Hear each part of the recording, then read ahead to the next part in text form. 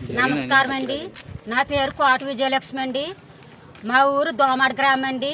మా మండలం పెడపూడి మండలం అండి. మాది కాకినాడ జిల్లా అండి. మా తాతల కానించి 70 సంవత్సరాల నుంచి ఇక్కడే ఉంటున్నామండి. మేము ఇంటి పనులు కడుతున్నామండి, కుళాయి పనులు కడుతున్నామండి. అలాగే కరెంటు బిల్లు కూడా కట్టుకునే వస్తున్నామండి.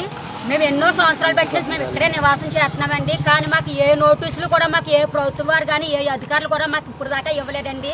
చెప్పా చేయకుండా ఈరోజు తెల్లవారుజాము 4:30కి వచ్చండి 5 గంటలకి కొంపలన్నీ కూల్చేస్తాం జరిగిందండి. ఈ 10 కొంపలోనే మేము ఎంతో బాధల్లో ఉన్నామండి, ఎంతో కష్టపడి కట్టుకున్నామండి.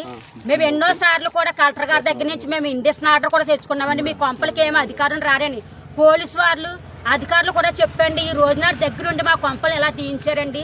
మేము చాలా యాదలతో ఉన్నామండి. అలాగే 2 వికలాంగులు ఉన్నామండి. అలాగే ముసలోళ్ళు కూడా ఉన్నారండి. అలాగే ఎంతో నిరుపేదలు కూడా ఉన్నారండి. ఈ రోజున మా కుటుంబాలన్నీ రోడ్రుపాలు అయిపోయినాయండి. మేము చాలా యాదనగా ఉన్నామండి.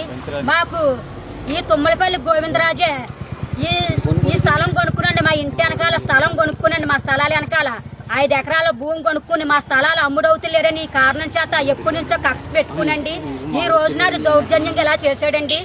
అలాగే ఎంతో మంది రౌడీల్ని, పోలీసుని, గోండాలని తీసుకొచ్చండి ఎంతో దౌర్జన్యంగా చేశారండి.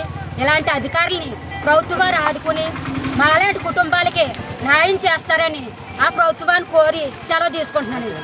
పాదాలమ్మండి. మేము 75 సంవత్సరాల నుంచి ఇంట్లో ఉన్నాము. ఎనమందికి పెళ్లి చేసాను, 10 మంది పిల్లలు.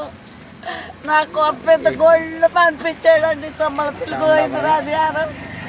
మరి మీరు తీసేయండి అమ్మ చెప్పలేదండి ఏ అధికారికి కూడా. పిల్లలిద్దరు ఎక్కడండి ఆ బాత్రూమ్ అన్న ఉండేయండి బాబు, కాళ్ళు ఏళ్ళు అట్టుకుని బతిమాల ఆ బాత్రూమ్ కూడా పడుకొట్టేశారు. ఏడు బాబు నాకు న్యాయం చేస్తానండి. నాకేం ఆస్కారం లేదు. పొద్దుటి నుంచి గింజ లేకుండా రోడ్డు మీద కాళ్ళు మాడిపోతున్నాయి. ఎండలో పడి ఉన్నామండి. మీ దయ ఏం చేస్తారో చెయ్యండి.